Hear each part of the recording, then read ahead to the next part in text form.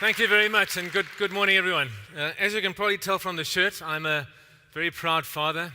My son Luke, who's sitting in the audience here, is 21 this year. My daughter Blythe is also here, is 18 this year. I consider my greatest achievement in life, and certainly the one I'm most proud of, raising these two amazing human beings.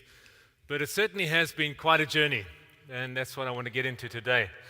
When Blythe was just 3 years old, we were told by a doctor that she would need to have surgery to her heart. And as those of you who are parents would know, it's far more traumatic for the parent than it is for the child to hear that kind of news. So I went to the surgeon and I said, please could I come into the theater with her and just hold her in my arms as she drifts off under anesthetic, just to minimize her trauma. And if I could be around in the recovery room when she wakes up. And he kindly agreed, and we did that, and the operation was a great success. And about 6 weeks later, we were at home and we had a gathering of people around at the house. We had some friends and family around, and I overheard Blythe, my 3-year-old beauty, saying to just a group of family and friends these words. She said, "My heart was broken, but my daddy fixed it." I was completely finished. I mean, it was an epiphanous moment. I had tears in my eyes. I had to kind of retreat to my room and just gather myself to come and be the man again. I don't know what that word means. Huh? I don't know if masculinity is even masculinist is a word, but anyway. But Blythe gave me a priceless gift that morning. She gave me the gift of seeing myself through her eyes. And I found myself asking the question of myself, am I the dad and the man that she needed me to be? In her eyes, I was this hero, this man who could do anything, fix anything. I had fixed her heart. And so I started this journey of discovering what it meant to be a real man and a real dad. And the further along the journey I went, the more I realized how much work I needed to do on myself. It's one of those rabbit holes you start going down, it just gets deeper and deeper and deeper. The first thing I discovered was that masculinity and fatherhood is in a state of crisis. It affects all of us. Every one of us here had a father, unless you're one of the aliens that Vivian was talking about earlier. We had a father. Most of us, half of us are men. It affects all of us. And it's in a state of crisis. As we sit here this morning, there are 15 times more men in jail than there are women. Now, that's an insane statistic, 15 times more. Insurance companies much prefer women. They much do, because women are far less likely to do themselves in and those around them in a very creative fashion. Gender-based violence is at an all-time high, as is abuse of children. Role models are in short supply, male role models anyway. We have corrupt politicians, we have captains of industry that are greedy, we have rock stars behaving badly, possible exception of a few that were here this morning, and rap artists. We have Homer Simpson, the epitome of the incompetent male. So masculinity is in crisis. For many years, I've done work in communities, doing socioeconomic work. And one of the things we did about 3 or 4 years ago was we decided to really go deeply into this community to find out what are the core issues underlying the real pain in the community. Apart from poverty is a big one. And we found that the real issue at the core of this is families that are damaged and hurt and falling apart. And as we looked at these families, we found the one common denominator in all of these families that were damaged and hurt was the lack of a present and engaged and active father and man. And so we started an organization called Father and Nation, with a view that if we could heal men and put them back into homes, we could heal the nation, and by extension, we could heal the world. I came to believe, though, that the problem is not men and masculinity. The problem is wounded men and a distorted notion of what it is to be a man. John Eldridge, in his book, Wild at Heart, wrote that every single boy in his journey to become a man takes an arrow in the center of his heart, in the place of his strength. Because this wound is very rarely discussed and even more rarely healed, every man carries a wound. Every single young boy growing up has a question in his heart, and I experienced this with Luke. And he brings this question to his father, and in the absence of his father, an older man. And the question is this, the question is, Dad, do I have what it takes? Am I enough? Am I big enough, strong enough, fast enough, cool enough? Am I enough? And he brings this question to his father. And the father needs to answer that question. And very often, the father doesn't answer the question. An absent father doesn't answer the question. Effectively, he says to his son, no, you don't have what it takes. In fact, you're not even worth me being there to answer the question. An abusive father answers in the most brutally negative way by assailing the heart of his son. And many fathers that are present don't answer either because they themselves haven't had their question answered. When Luke was 13 years old, I decided to take him away on a rites of passage program because we just don't often do that much in our culture. I promise you there were no circumcisions that took place. But we had a group of eight or so men, and we went away, and I asked these men just to bring a message that they'd like to impart to a younger man, from an older man to a younger man, and just to buy a little gift that would embody that message that they could just give to Luke, to impart this. It was a fantastic weekend. At the end of it, what struck me most about the weekend was not so much the impact that it had on Luke, because I think Luke was used to having a bit of a crazy dad doing weird stuff. But the men were deeply touched, and almost to a man they came to me, one or two with tears in their eyes. And they said, Craig, this was an amazing experience, but it highlighted to me what I didn't get. They were basically saying to me, my question wasn't answered. No one imparted that sense of masculinity to me. So most men grow up and live their lives out of this sense of inadequacy, a need to be validated. And even more tragically, some of them grow up out of the sense of resignation to the fact that I don't have what it takes. I'm not a man. Now, if you add to that wound the messages we receive as boys growing up, it makes it even worse. So the message are essentially sex, power, money, and big boys don't cry. As we grow up, a locker room can be a very, very painful place for a young boy because it's all about the biceps and the testosterone and the muscle and the jocks. So the guys are the captains of the rugby team and the sportsmen, they're the men. As we become adults, it's the guys who have the fast cars and the fancy houses. And always it's the guys who have the most notches in their belt, the guys that have managed to attract the most chicks. And isn't it strange that as a man, if you mess around and sleep around, you're a stud?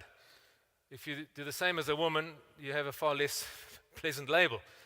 Because as a man, we're taught that this is what it is. And it's not limited to our society. We did a program some time ago in a community, a poor community, a development program for 3 weeks. And at the end of it, we were able to give each of the guys on the program a small stipend. And this one individual finished the program, received his stipend. He had 3 children from 3 different women, desperately in need of educating and clothing and food. He took this money and he went out and he bought himself a fancy belt and a beautiful pair of shoes. I was furious with this guy. I thought, what the heck is he doing? He's got these kids that need. But I realized that even in that community, a poor community, wealth was put up there as the standard by which a man judges himself. So if he could stroll down the street with a nice belt and a good pair of shoes, he was the man. And I realized that deeply ingrained wound was so deep that he needed to have this to be the man.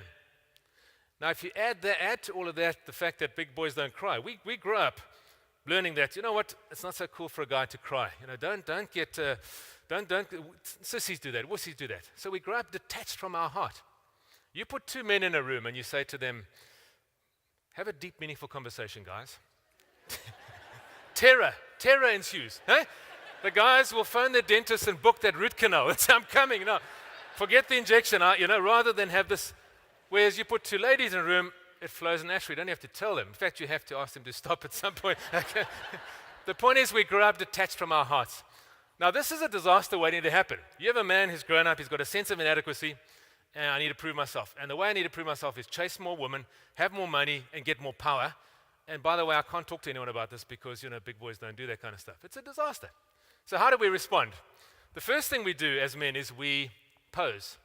And I feel a complete sellout, guys, saying this, so forgive me, don't lynch me, but all men pose.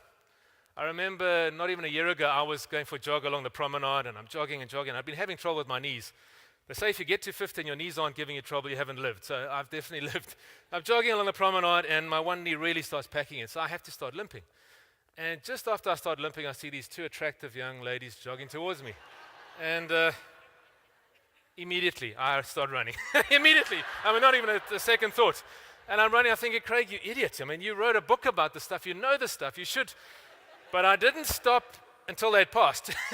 I stopped, and then I began to say, you've blown it. You're posing. Why do you think men don't like asking for directions?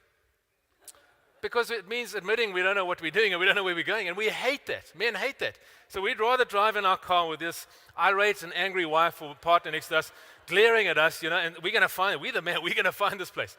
I'm convinced that navigational systems were invented by a group of very, very frustrated women. And it doesn't stop there. When we get to the destination, if we're really dishonest, we say, honey, I actually meant to show you that graveyard that we drove past 3 times on the way. You know, we got to play the man. We play the man. The truth is that a man does not have to play the man to be the man. He is the man. And so much more so if he doesn't have a constant need to prove it. The second thing we do as men is we fail to use our strength. We abdicate. In record numbers now in life, men are failing to step up to the plate and take responsibility for what they are. In record numbers, unprecedented numbers. We fail to commit to that relationship. You know, women are saying, where are the men that commit?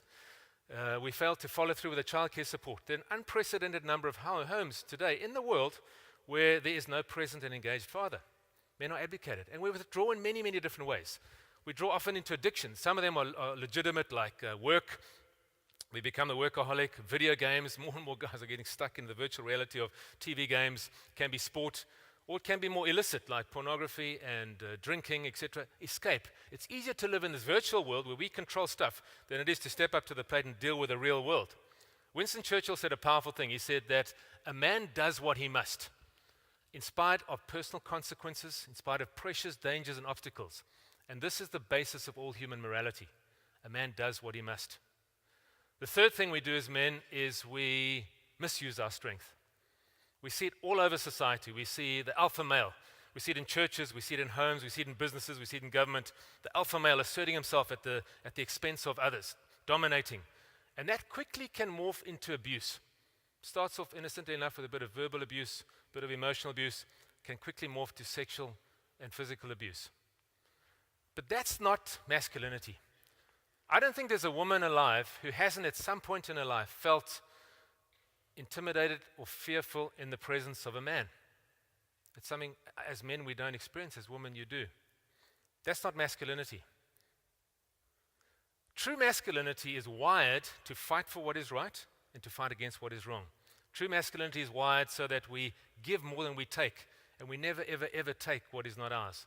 True masculinity is wired to use its strength to create a safe place for both our fellow men and women and children to live in. Men are meant to be dangerous. We are designed to be dangerous. But never, ever, ever, ever to women or to children or to our fellow man or to society or to families. Only dangerous to what's dangerous to them. We're designed to be dangerous to corruption, dangerous to abuse, dangerous to prejudice. This is what men should be dangerous to. Being Blythe's dad has shown me in the most intimate way that every single woman on the planet is somebody's little girl, indescribably precious, and who deserves to live in a world in which they're safe, cherished, nourished, fought for, loved. And Blythe's inspired me really to be the kind of man that fights for that kind of world. Being Luke's dad has shown me the wonder and the beauty of the masculine soul, that the masculine soul is strong, yet gentle. It's powerful, and yet it's safe. And Luke's inspired me to be the kind of guy that seeks to try and model that kind of masculinity. UNICEF recently said that absent fathers is the single biggest social issue of our times. One social commentator said that the damage to humanity done by the epidemic of unfathered men and women is worse than the damage to humanity done by war and disease combined. This sadly is our reality at the moment. But it really, really doesn't have to be that way. As men stand up and realize that they can receive validation for their manhood in legitimate ways, as we stand up and we fight against passivity. The opposite of masculinity is not femininity, it's passivity. As men reject passivity and stand up and use their strength to create the safe world, we can give birth to a whole new world. False masculinity has been the cause of the vast majority of the world's pain and suffering. True masculinity can be and must be the solution to that. And that's why with all my heart I believe that if we can heal men and we can restore fathers to doing what fathers should do, and we can rediscover, not reinvent, rediscover what masculinity truly is, we can heal the world. Thank you very much.